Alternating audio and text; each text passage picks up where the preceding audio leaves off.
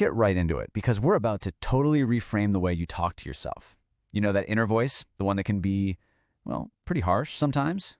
We tend to blame ourselves, our character, for struggles that feel so personal. But what if we've been reading the signals all wrong? Let's kick things off with a few that might sound a little too familiar. How about this one? I can't make decisions.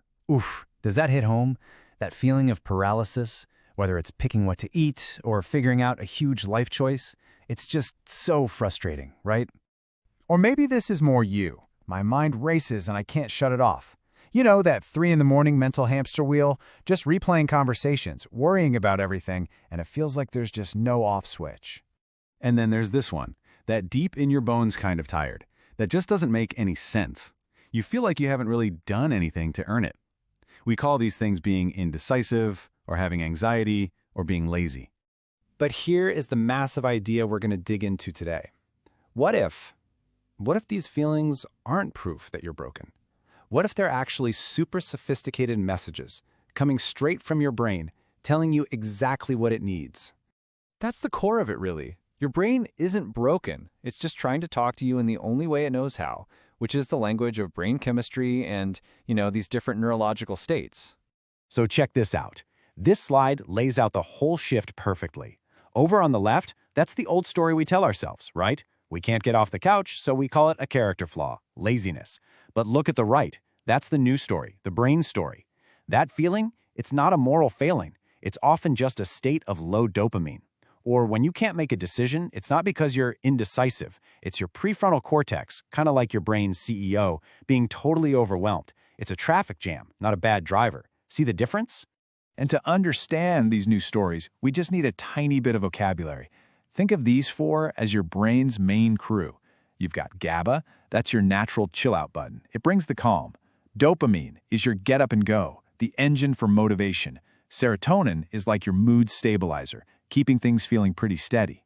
And norepinephrine, that's your focus dial, making you feel sharp and alert. When any of these are out of whack, your brain starts sending you those signals we just talked about. Okay, so now let's become translators. We're going to take some of these really common struggles and translate them from that old language of self-blame into the new language of brain science. This is the fun part. Procrastination. A true classic. The story we tell ourselves is that we're lazy, we're not disciplined. But what is actually going on up there in your brain? It's something called an amygdala hijack. So your amygdala, that's your brain's ancient fear center. It is all about survival, and it hates discomfort. Your prefrontal cortex is the modern, logical planner part. When a task feels big or stressful, your amygdala literally hijacks the whole system and steers you towards something comfortable, like scrolling on your phone.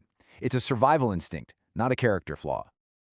So instead of trying to shame yourself into action, your new thought becomes this.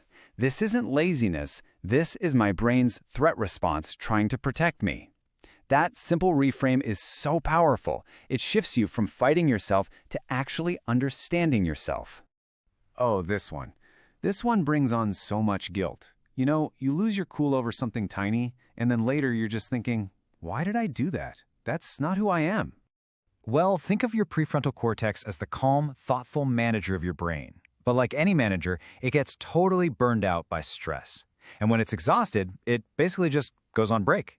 And who takes over? The more reactive, impulsive parts of your brain. Yep, the amygdala again. And that's when you snap. And this new inner monologue is a game changer. The key thought is, this is biology, not me being a bad person. It's not about making excuses for bad behavior, not at all. It's about understanding where it comes from so you can fix the real problem, which is usually stress or exhaustion, instead of just beating yourself up.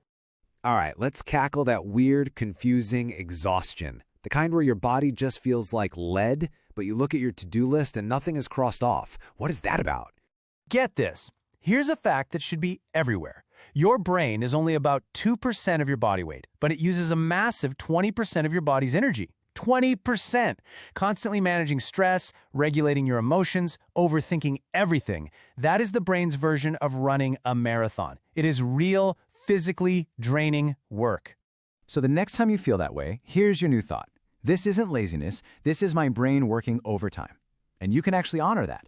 That fatigue isn't a sign you failed. It's a sign that your brain has been putting in a huge, invisible effort just to keep you going. Okay, so we've translated some symptoms. Now, how do we actually make this new language a habit? The key is having some go-to phrases ready to build that new inner monologue. Here's your first one, and it's a big one. This is a brain state, not a character trait. This is your core reframe.